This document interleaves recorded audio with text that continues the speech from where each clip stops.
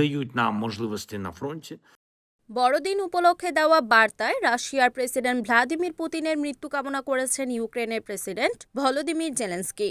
তিনি তার শুভেচ্ছা বার্তায় বলেছেন, আমাদের জন্য রাশিয়া এত দুর্ভোগ বয়ে আনলেও তারা আমাদের সবচেয়ে মূল্যবান জিনিস দখল ও সেখানে বোমা হামলা করতে পারেনি। তা হলো ইউক্রেনীয়দের মন, একে অপরের প্রতি বিশ্বাস এবং ঐক্য। সরাসরি নাম উচ্চারণ না করে পুতিনের মৃত্যু কামনা করে জেলেনস্কি বলেছেন, আজ আমরা সবাই একটি স্বপ্নই দেখি, সবার জন্য আমাদের একটাই প্রত্যাশা, তার ধ্বংস হোক। বড়দিনের আগ মুহূর্তে ইউক্রেনের বিভিন্ন জায়গায় ব্যাপক মিসাইল ও ড্রোন হামলা চালায় রাশিয়া। এতে ৩ জন নিহত ও বেশিরভাগ অঞ্চল বিদ্যুৎ বিচ্ছিন্ন হয়ে গেছে। বড়দিনের আগে এমন হামলার নিন্দা জানিয়ে জেলেনস্কি বলেছেন, বড়দিনের আগের সন্ধ্যায় রাশিয়া আবারও দেখিয়েছে সত্যিকার অর্থে তারা কারা।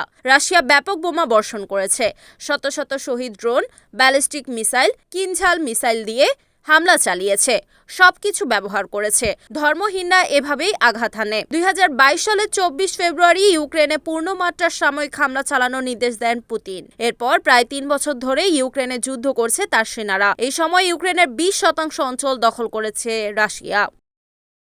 Desk news, NNTV।